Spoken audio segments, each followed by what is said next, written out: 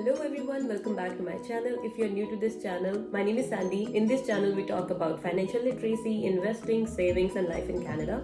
If it is something that interests you, please consider subscribing and hit the bell icon. आज का हमारा topic है RRSP, Registered Retirement Savings Plan. But before we go into that, basic से शुरू करते हैं. जब आप कनाडा में आते हैं, वेदर एज अ स्टूडेंट और एज एन इमिग्रेंट, सबसे पहले आप सोचते हैं finding a job, right, in your own field, part time job या full time job. Now jobs here are heavily taxed as compared to any other stream of income, चाहे वो business है या आपकी इन्वेस्टिंग है. सबसे ज्यादा टैक्स आपको जॉब्स में लगता है. And Canadian government provides you tools to help you reduce those taxes. उसको बोलते हैं हम टैक्स शेल्टर्ड अकाउंट्स. दो तरह के अकाउंट्स होते हैं. One is TFSA, tax free savings account, and other is RRSP.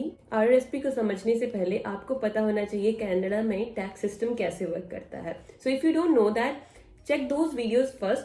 I'll link those in the iCard and then come back to this video. RRSP के लिए आज हम डिस्कस करेंगे RRSP क्या है, RRSP के बेनिफिट्स क्या हैं, कैसे आपको RRSP हेल्प करती है आपके टैक्सेस रिड्यूस करने में. Then we'll talk about the rules and regulations that you have to follow, withdrawals कैसे करने हैं, and at the end of the video we'll discuss how you can invest in your RRSP accounts. So first of all, RRSP है क्या? RRSP होता है Registered Retirement Savings Plan. जैसे कि नाम में है registered retirement, it helps you to save for your retirement. It also helps you to reduce your taxes. But registered retirement savings plan is not a savings account. It is more of a investment account. इसमें आप hold कर सकते हैं stocks, bonds, GIC, REITs और mutual funds like we hold in TFSA. So in short, it's an investment account, not savings account. Now let's discuss कि आपको ये help कैसे करता है टैक्सेस रिड्यूस करने के लिए और सेविंग करने के लिए फॉर योर रिटायरमेंट.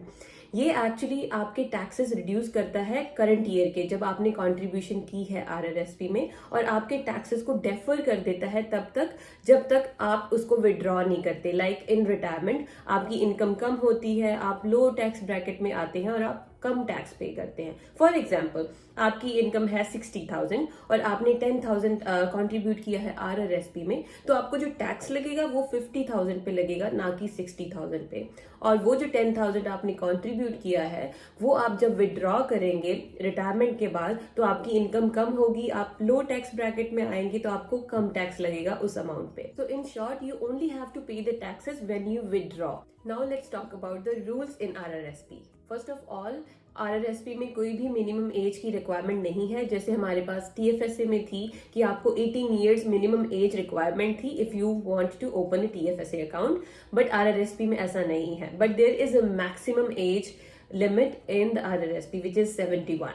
कोई भी RRSP अकाउंट ओपन कर सकता है अगर आपने कनेडियन इनकम अर्न की है प्रीवियस ईयर में. प्रीवियस ईयर में इसलिए क्योंकि जो आपकी RRSP है उसकी जो कंट्रीब्यूशन लिमिट होती है वो डिपेंड करती है कि आप कितना अर्न करते हैं. For example, you are 15 years old and you started working. When you turn 16 and you fill your taxes, तब आपको आपकी contribution limit मिल जाएगी. Then you can open your RRSP account. But you cannot open your TFSA account because TFSA की जो minimum age limit है वो 18 years है. Similarly, अगर आप कनाडा में न्यू हैं और आपको जॉब भी मिल गई है but you haven't paid your taxes yet, for the first year you cannot contribute to RRSP, क्योंकि जब तक आप टैक्सेस पे नहीं करते then तब तक आपको CRA से आपकी contribution limit नहीं मिलती है to start your RRSP account. So you have to wait for 1 year and then you have to pay your taxes, then you can contribute to your RRSP account. Now let's talk about the deadline. RRSP में आपके पास deadline होती है 1st of March. तो जैसे कि आपने 2020 में जो कंट्रीब्यूशन की है RRSP में, जब आपको 2021 में उसके टैक्सेस पे करने हैं तो 1 मार्च 2021 तक आपके पास टाइम है. आप तब तक RRSP में कंट्रीब्यूट कर सकते हैं before filing for your taxes. But TFSA में ऐसा नहीं था. TFSA में you had the 1 year from January 1st till December 31st. But RRSP में you have 1st of March of next year. Now let's talk about the contribution limits. जैसे कि मैंने आपको बताया कि जो RRSP की जो contribution limit है वो आपकी इनकम पे डिपेंड करती है. तो ये होता है 18% of your previous income. Last year आपने जितनी भी इनकम अर्न की थी उसका जो 18% है that will be given to you as an RRSP contribution limit. But for contribution there is a maximum limit. अगर आपकी सैलरी का जो 18% है वो $27,830 से ज़्यादा है you cannot contribute 18% of your income. Maximum you can contribute is $27,830 as per CRA 2021 में आप इतना मैक्सिमम कंट्रीब्यूट कर सकते हैं. Now third point will be, अगर आप अपना कंट्रीब्यूशन रूम उस साल का पूरा यूज नहीं करते हैं तो आप उसको कैरी फॉरवर्ड कर सकते हैं. Like you carry forward your student credits, और आपका जो TFSA का रूम होता है वो कैरी फॉरवर्ड करते हैं.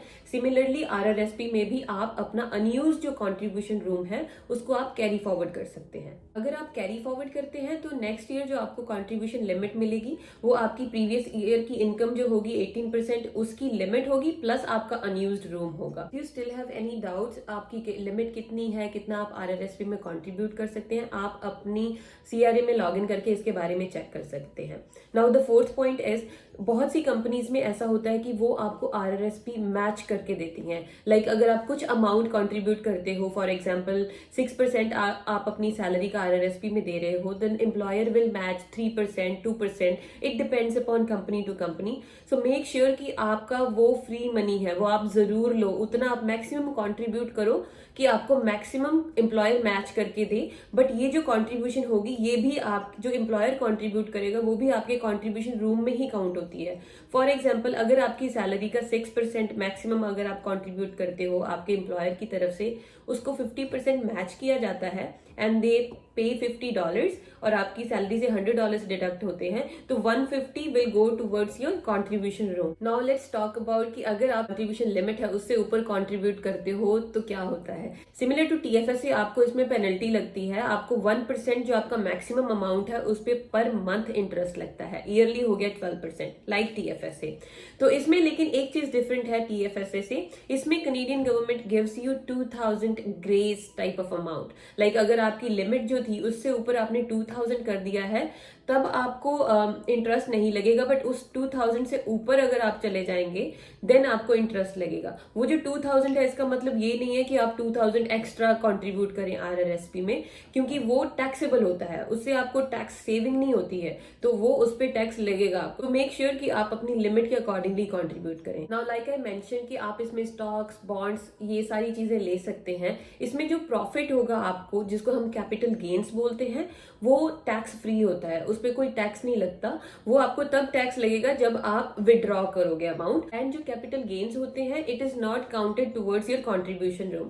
फॉर एग्जांपल अगर आपने 10,000 कंट्रीब्यूट किया, आपका कंट्रीब्यूशन रूम 12,000 था और आपको उसमें कैपिटल गेन हुआ 10,000 मोर, आपका 20,000 हो गया, तो वो आपका कंट्रीब्यूशन रूम में नहीं काउंट होगा. आपका कंट्रीब्यूशन रूम में काउंट होगा जितना आपने खुद कंट्रीब्यूट किया.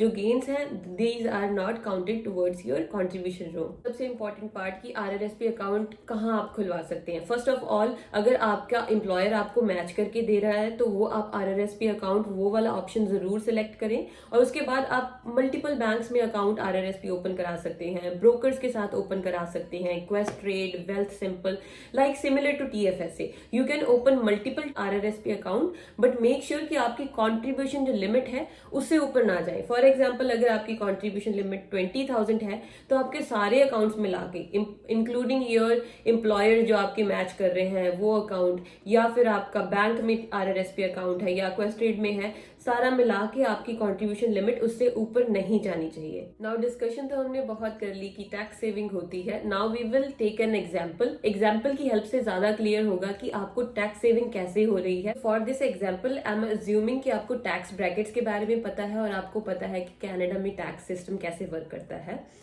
Like I said, there is another video. If you don't know, you can check that video and then come back to this example. So in this screen you are seeing there is a federal tax up to 49,000 के ऊपर आपको 15% tax लगता है.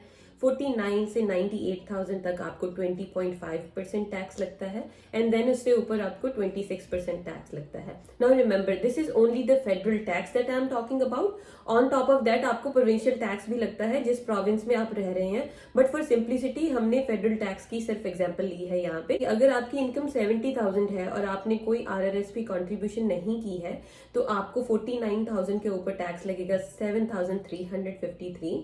Next जो आपकी remaining income है वो second bracket में आएगी, उसके ऊपर आपको 20% टैक्स लगेगा 4,300. तो टोटल आपको जो टैक्स लगा यहाँ पे वो $11,653 लगा।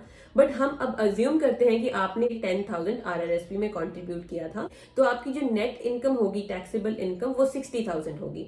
सो फर्स्ट जो अप्रॉक्सीमेट 50,000 है वो फर्स्ट ब्रैकेट में आ जाएगा और आपको टैक्स सिमिलर लगेगा 7,353, 15% जो आपका टैक्स है। बट नेक्स्ट ब्रैकेट में आप कम इनकम आपकी बची है विच इज $10,980, वो आपकी सेकेंड ब्रैकेट में आएगी और यहाँ पे आपको टैक्स लगेगा $2,200। सो द टोटल आपको जो टैक्स लगा है वो 9,000 अप्रॉक्सीमेट लगा है एज कम्पेयर टू 11,000। तो आपने यहाँ पे टैक्स सेविंग की है $2,000 की। RRSP की कॉन्ट्रीब्यूशन में बहुत ज्यादा इंपॉर्टेंट है ये समझना कि आपको कब कॉन्ट्रीब्यूट करना है और कितना कॉन्ट्रीब्यूट करना है। फॉर एग्जाम्पल, अगर आपकी इनकम इंक्रीज हो रही है तो आपको RRSP कंट्रीब्यूट तब करनी चाहिए जब आपकी जो इनकम है वो इंक्रीज हुई है। लेट्स टेक एन एग्जाम्पल, जब आपकी इनकम 70,000 थी, आपने 10,000 RRSP में कंट्रीब्यूट किया तो आपको टैक्स सेविंग हुई थी $2,000। अगर आपकी इनकम जो है वो इंक्रीज होती है 70,000 से 120,000, अगर आपने कोई RRSP कंट्रीब्यूशन नहीं की तो आपको टैक्स लगेगा 23,000। बट अगर आपने वही 10,000 जो है वो कंट्रीब्यूट किया होता तब जब आपकी सैलरी इंक्रीज हुई है, then it makes a huge difference. जैसे आपकी 120,000 है, 10,000 RRSP में कंट्रीब्यूट किया तो आपकी टैक्सेबल इनकम है 110,000। सो जो फर्स्ट 50,000 है वो पूरी ब्रैकेट फिल हो जाएगी, उसमें आपको टैक्स लगेगा सेम 7,353। जो सेकंड आपकी ब्रैकेट है वो भी आपकी पूरी फिल हो जाएगी, जो रिमेनिंग 49,000 है वो उसमें आ जाएगा और उस पर आपको टैक्स लगेगा 10,000। बट आपकी जो थर्ड ब्रैकेट है उसमें जो रिमेनिंग अमाउंट है वो है $11,960, वो है उस पे आपको 26% टैक्स लगेगा $3,100। सो जो टोटल टैक्स आपकी सेविंग हुई है वो हुई है आपकी $2,600। सो सी यहाँ पे एक डिफरेंस यहाँ पे यही आ गया कि अगर आपने लास्ट ईयर आपकी जब इनकम 70,000 थी तब आपने कंट्रीब्यूट ना किया होता RRSP में, और कंट्रीब्यूट तब किया होता जब आपकी इनकम इंक्रीज हो रही है, then it paid huge difference. But difference तब आता है जब आपकी टैक्स ब्रैकेट चेंज हो रही है। जैसे इस एग्जाम्पल में हमारी टैक्स ब्रैकेट चेंज हो रही थी, हम थर्ड टैक्स ब्रैकेट में चले गए थे from second tax bracket. But अगर आपकी टैक्स ब्रैकेट सेम है, it doesn't make any difference कि आप RRSP में कब कंट्रीब्यूट कर रहे हैं। Let's see that with an example.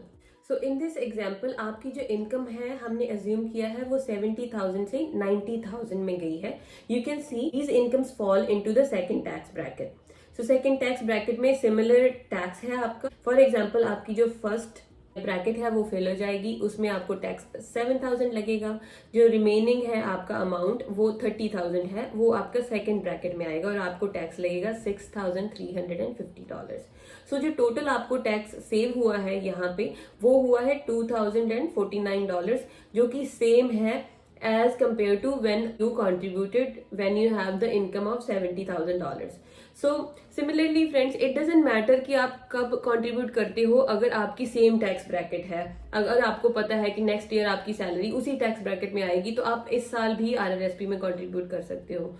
But अगर आपको पता है कि नेक्स्ट ईयर आपकी जो इनकम है वो नेक्स्ट टैक्स ब्रैकेट में आ जाएगी तो इस साल RRSP में कंट्रीब्यूट ना करके, अगर आपने किया भी है तो वो क्लेम ना करें, वो क्लेम तब करें जब आपकी जो टैक्स ब्रैकेट है वो इंक्रीज हुई है, जब इनकम जो है आपकी वो इंक्रीज हुई है। Now let's talk about the withdrawal rules. Withdraw आप कभी भी कर सकते हैं, whenever you want, but it depends कि जब भी आप विड्रॉ करेंगे तब आपको उस इनकम पे टैक्स लगेगा।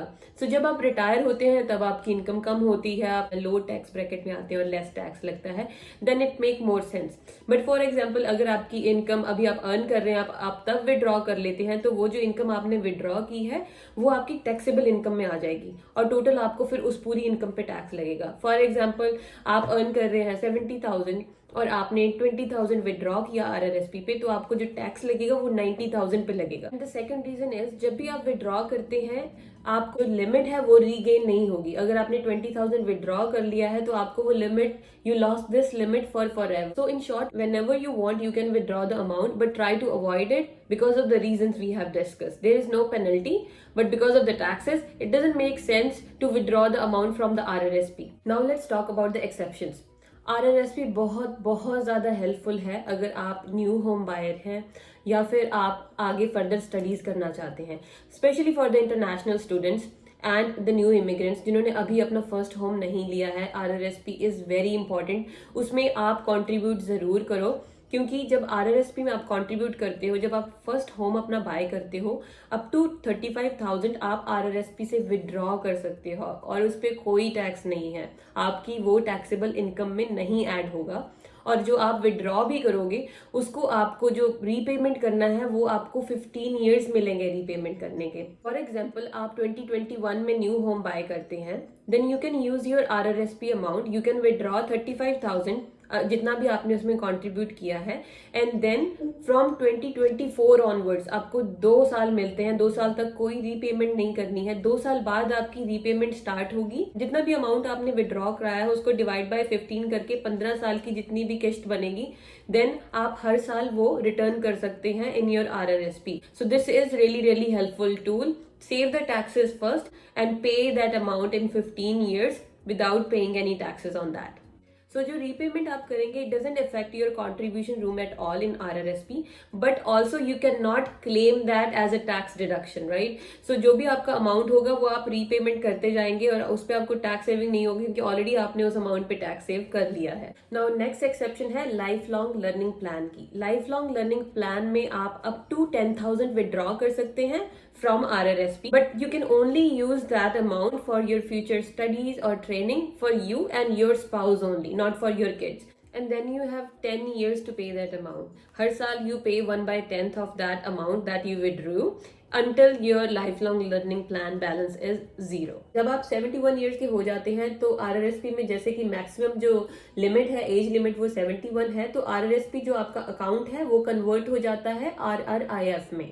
RRIF is registered retirement income fund. जो फेडरल गवर्नमेंट होती है वो आपको एक स्टेडी इनकम देती रहती है per year. This is how this work. Now let's talk about how you can invest in RRSP। Like TFSA, RRSP में आप होल्ड कर सकते हैं stocks, bonds, GIC, REITs, mutual funds. TFSA में जैसे कि आप होल्ड करते हैं Canadian dividend stocks, US dividend stocks है, वो होल्ड करेंगे तो आपको विद होल्डिंग टैक्स देना पड़ेगा, इसलिए it's best to hold US dividend stocks in RRSP account. That's it. I hope ये वीडियो आपको पसंद आया होगा। If you like the video, please hit the like button and subscribe the channel. And let me know if you have any feedback or suggestion or you want me to work on another content. Please comment down below. मिलते हैं अगली video में। Till then, take care. Bye bye.